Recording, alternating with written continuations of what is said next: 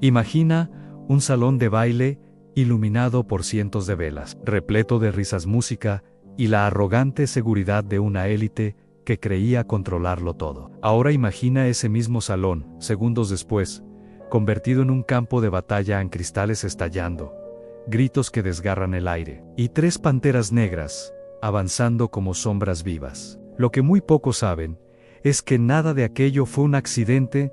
Detrás del ataque más insólito registrado en el Mississippi esclavista, hubo un solo hombre en Josiah, un cazador silencioso, un padre destrozado, alguien que entendió que si la ley nunca castigaría a quienes destruyeron su vida, entonces haría que la naturaleza lo hiciera. Esta es la historia real del hombre que convirtió a la selva en su aliada y al miedo en justicia. Si esta historia ya te tiene atrapado, dale un me gusta, suscríbete y activa la campanita para no perderte los próximos episodios. Y cuéntame en los comentarios, ¿desde qué país nos estás viendo hoy? Siempre es un placer saber hasta dónde llega esta comunidad. El salón de baile de Blackwood Plantation era, aquella noche, el símbolo perfecto de una sociedad segura de sí misma. Candelabros austríacos titilando sobre mármol italiano, música clásica interpretada por músicos esclavizados y un aire de arrogancia heredada, tan espeso como el perfume de las damas. Nadie imaginaba que la fiesta más esperada del Mississippi estaba a minutos de convertirse en un escenario de horror. Y, sin embargo, algo en la atmósfera ya anunciaba una tensión que nadie podía nombrar.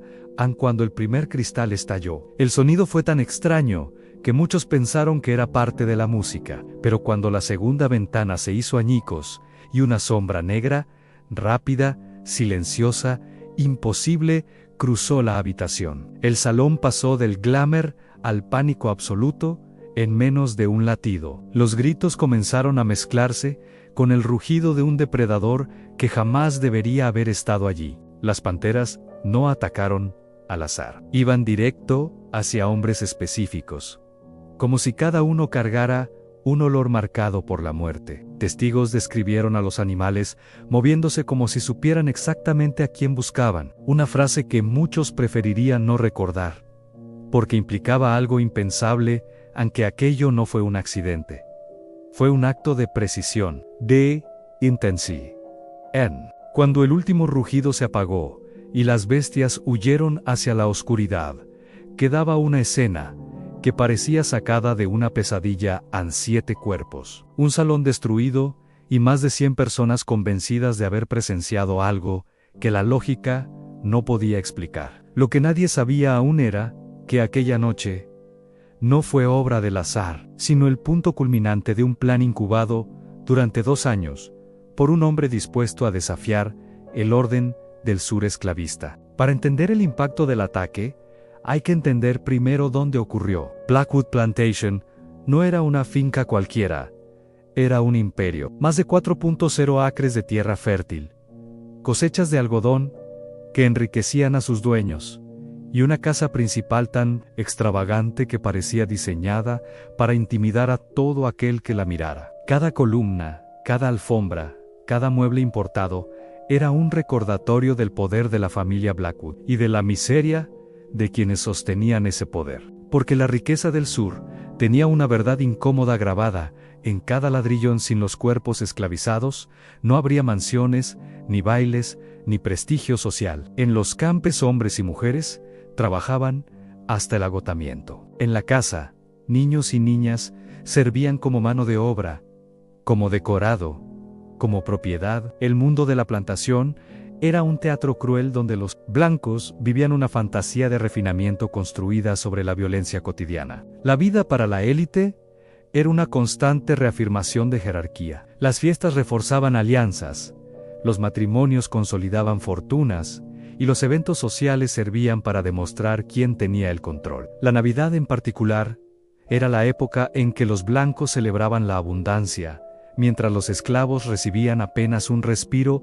antes de volver a los campos. La contradicción no incomodaba a nadie. OESOCREN, y es precisamente en ese escenario de poder absoluto donde el ataque de las panteras adquirió un significado más profundo. Para los invitados, Aquella noche representó un desafío insoportable. La naturaleza, lo salvaje, lo inferior, había irrumpido en el corazón mismo de su civilización. Para ellos, era un accidente monstruoso, pero para quienes vivían esclavizados, la historia tenía otro matiz. Josiah no era un esclavo común, al menos no a los ojos de la plantación. Era alto, fuerte, observador y sobre todo, un cazador excepcional. Blackwood presumía de él ante otros amos, como si fuera una pieza valiosa de su inventario minegro.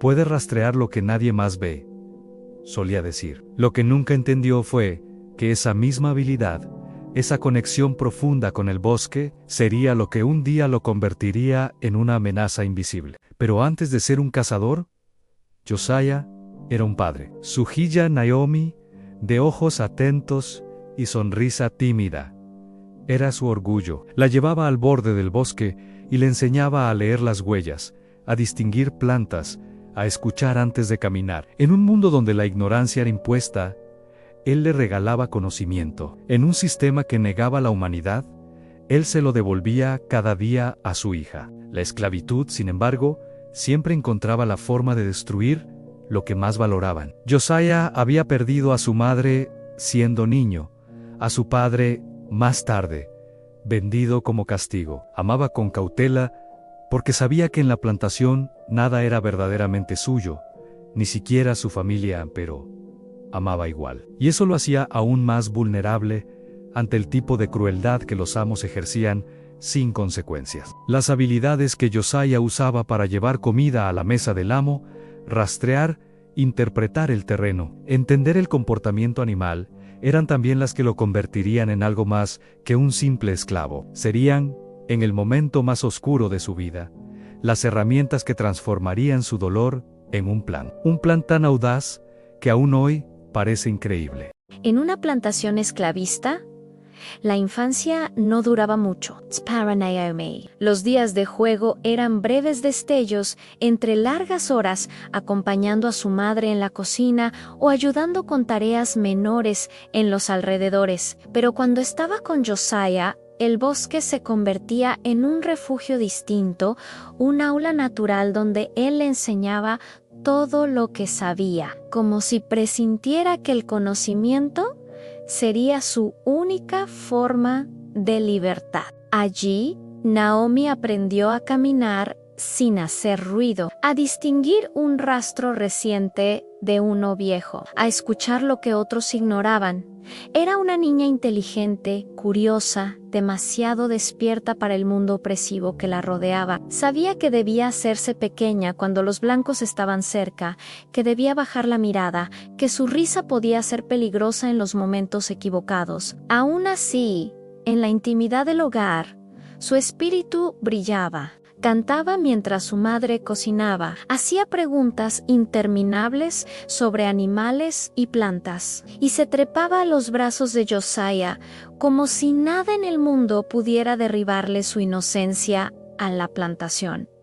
Sin embargo, observaba en silencio. No faltaban esclavos viejos que advertían a Josiah y a Ruth que una niña tan bonita llamaba la atención equivocada. Había historias susurradas de noche, nunca de día, de niñas arrebatadas, abusadas, castigadas por caprichos de los dueños. Nadie quería imaginar que Naomi pudiera convertirse en una de esas historias, pero en un sistema donde los cuerpos eran propiedad y la impunidad era ley. Cualquier temor podía hacerse realidad. Lo que hacía especial la relación entre Naomi y su padre era la esperanza. En un lugar donde todo era controlado, él había encontrado la única manera de darle algo propio en conocimiento, cariño, identidad. Naomi era su orgullo, su razón de resistir. Y ese mismo amor sería la chispa que meses después transformaría a un hombre silencioso en la mente más peligrosa del Mississippi. El día que cambió la vida de Josiah comenzó como tantos otros a los jóvenes amos. ebrios desde temprano, exigieron que él los guiara a cazar. Nada en sus voces, ni siquiera en sus risas cargadas de arrogancia, anticipaba lo que vendría. Pero en la plantación, la violencia podía aparecer en un instante, sin lógica ni motivo. Y ese día, la crueldad estaba al acecho. Naomi, queriendo hacer un gesto simple y amoroso, llevarle el cuchillo que él había olvidado, siguió a su padre sin saber que estaba entrando en la escena más oscura de su corta vida. Es difícil describir lo que ocurrió sin sentir un nudo en la garganta. Los hombres ataron a Josiah, lo humillaron, lo golpearon y luego hicieron lo impensable, utilizaron a la niña como arma para destrozarlo desde adentro. No fue simple brutalidad, fue un acto de poder, de supremacía ejercida sin temblor, como quien rompe un objeto para dejar clara una lección. Cuando terminaron, Naomi yacía sin vida, y Josiah, aún atado, no podía hacer más que mirar en el sistema esclavista. Ni siquiera un asesinato así tenía castigo. Para la ley, una niña esclavizada no era una persona nera propiedad. Los amos lo sabían. Sus hijos lo sabían. Por eso actuaron con tanta calma después, limpiándose la ropa, montando a caballo y regresando a la plantación como si nada hubiera ocurrido. Para ellos, no había crimen. Solo una tarde más entre amigos. Para Josiah, en cambio, algo irreparable había germinado. Esa noche, cuando enterró a Naomi con sus propias manos, Josiah tomó una decisión que cambiaría la historia. No habría súplicas, no habría avisos al amo, no habría resignación. Si la justicia humana no existía para su hija, entonces él buscaría otra clase de justicia, una justicia antigua, profunda, nacida de la naturaleza misma. Y esa idea, todavía difusa, todavía temblando entre el dolor y la rabia, sería el inicio del plan más improbable jamás concebido por un hombre esclavizado. Josiah sabía que no podía enfrentarse a los responsables de manera directa. Un hombre contra 5 hijos de plantadores era un suicidio inmediato, pero había un terreno donde él sí tenía ventaja: en el bosque. Conocía cada sendero, cada marca en la corteza, cada olor y, aún más importante, conocía a los depredadores que rondaban la región. Entre Elos, una pantera hembra, y sus 2 crías que él había observado durante meses durante sus jornadas de caza. Allí, al borde del bosque, comenzó a formarse su idea más peligrosa. El entrenamiento no empezó de un día para otro. Durante semanas, Josiah solo dejaba comida en rutas donde sabía que la pantera pasaría. Introdujo su presencia poco a poco, manteniéndose siempre a distancia, sin amenazar, sin moverse bruscamente. Era un intercambio silencioso. Él ofrecía alimento y, a cambio, los animales aprendían a tolerar su olor. Para cualquier otro, habría sido imposible. Pero Josiah poseía un conocimiento transmitido por generaciones en el entendimiento ancestral de cómo observar sin imponerse. Cuando los animales dejaron de verlo como un intruso, comenzó la fase más delicada: en asociar olores específicos con la recompensa de comer. Josiah impregnaba pedazos de carne con ropa robada de los 5 hombres responsables de la muerte de Naomi. Era un condicionamiento primitivo pero efectivo para las panteras. Esos olores empezaban a convertirse en señales que decían: esto expresa, señales que transformaban objetos humanos en estímulos de caza. Nadie en la plantación imaginaba lo que estaba ocurriendo en el bosque. Mientras los amos dormían tranquilos creyendo que el orden era inquebrantable, Josiah enseñaba a 3 depredadores salvajes a distinguir entre olores, a moverse como un equipo, a seguir rutas marcadas con paciencia, precisión y un objetivo grabado en el alma. No era magia, no era locura, era estrategia pura, el comienzo de un plan que tardaría casi 2 años en perfeccionarse. Durante casi 2 años, Josiah mantuvo una doble vida tan perfecta que nadie en la plantación sospechó nada. De día, era el cazador obediente, el esclavizado eficiente, al que los capataces recurrían para todo. De noche, desaparecía entre los árboles para continuar un entrenamiento que requería una paciencia casi sobrehumana. Su rostro cambió a menos expresivo, más concentrado. Pero en el sur esclavista, el dolor silencioso era tan común que nadie se preguntó por qué, en los panteras, la hembra y sus 2 crías, ya casi adultas, habían dejado de verlo como un animal extraño. No eran mascotas ni aliados, seguían siendo depredadores salvajes. Pero ahora comprendían sus señales, sus rutas, su olor. Josiah había aprendido a comunicarse con ellos, no con palabras, sino con gestos, sonidos suaves y una constancia monótona que solo la naturaleza entiende. Cada noche era un examen, si cometía un error, podía morir desgarrado, pero la idea de justicia lo mantenía firme. En la plantación, los 5 jóvenes responsables del asesinato de Naomi vivían sin remordimiento. Seguían cazando, bebiendo, alardeando. Para ellos, el incidente había sido una anécdota más, casi olvidada. Pero Josiah observaba cada detalle de sus rutinas: quién bebía más, quién se alejaba solo, quién tenía hábitos imprudentes. Sabía que la oportunidad perfecta no vendría del azar, sino de un evento donde todos estuvieran juntos. En un espacio cerrado, predecible y lleno de complacencia, ese evento sería el baile de Navidad.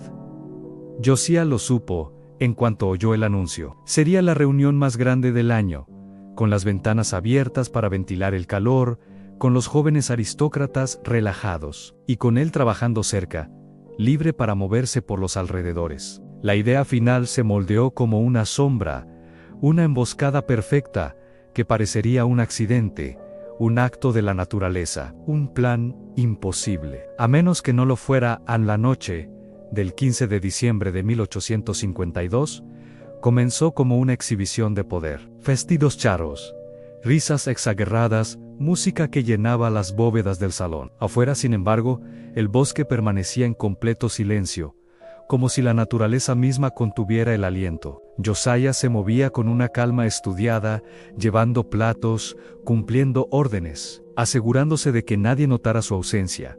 Cuando llegó el momento de deslizarse hacia los árboles, las panteras lo esperaban. Reconocían el olor que él había usado tantas veces durante el entrenamiento, las prendas impregnadas con el sudor de los 5 hombres. Esa noche, Josiah trazó el último camino de olor desde el bosque hasta las ventanas del salón. Cada trazo era una invitación invisible para los depredadores. Cuando emitió el silbido final, una nota baja, casi un murmullo entre los árboles, la naturaleza respondió. A lo que ocurrió después quedó grabado en los testimonios como algo casi irreal. Las panteras atravesaron el cristal como sombras vivas, dirigiéndose directamente hacia sus blancos, sin dudar, sin desviarse por el caos. El salón, antes elegante, se convirtió en un torbellino de gritos, sangre, cuerpos, huyendo. Los depredadores se movían con una rapidez imposible de seguir con la vista, como si llevaran 2 años esperando ese instante. Y en cierto modo, así era, cuando todo terminó. 7 hombres yacían muertos, los 5 culpables y 2 que intervinieron en el momento equivocado. El ataque había sido tan preciso que muchos testigos juraron que los animales parecían guiados por una inteligencia humana. Pero nadie pudo imaginar que un esclavizado, silencioso y aparentemente dócil, había convertido un salón de baile en el escenario de la venganza más quirúrgica que el sur había visto. El caos que siguió al ataque fue inmediato. Los amos y vecinos organizaron patrullas, se enviaron cazadores, se trajeron sabuesos.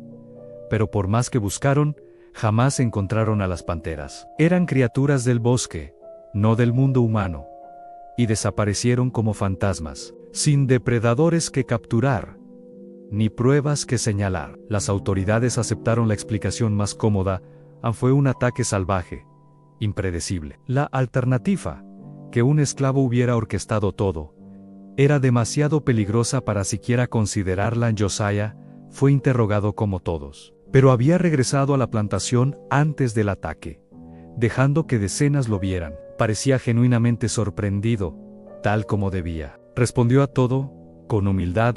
Sí, conocía panteras en la zona. Sí, podían ser peligrosas. No, nunca había visto un comportamiento tan violento.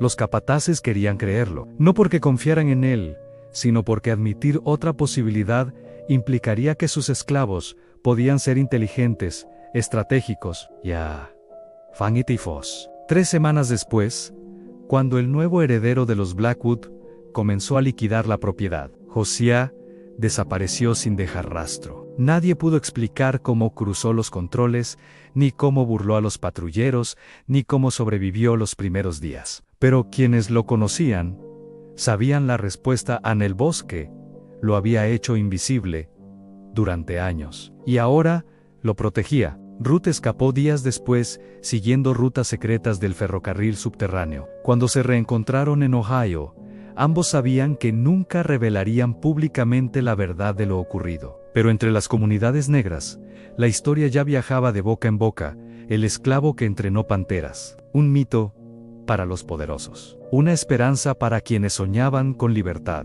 Can el tiempo.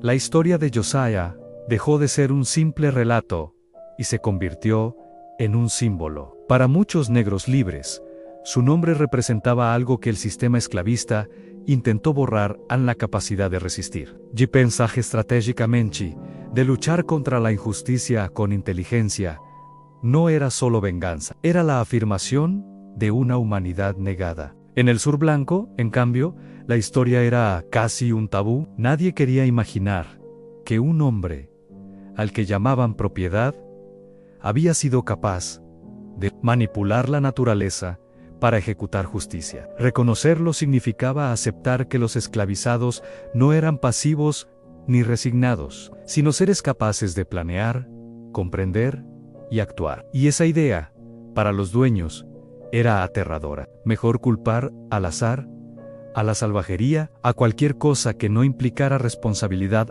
Hoy, más de un siglo después, la historia sigue generando debate. ¿Fue real? ¿Fue exagerada? ¿Fue ocultada intencionalmente? Lo cierto es que los documentos de la época registran el ataque, pero no al hombre detrás de él. Como tantas historias de resistencia negra, quedó atrapada entre la verdad histórica y la memoria oral. Pero de algún modo, eso también la hace más poderosa, porque, real o mítica, la historia de Josiah nos recuerda algo que trasciende los libros, aunque, incluso en los momentos más oscuros, siempre hay quienes se niegan a aceptar la injusticia como destino, que la rabia puede transformarse en propósito, y que el silencio, ese silencio que Josiah mantuvo durante 2 años, puede esconder el latido feroz de la resistencia.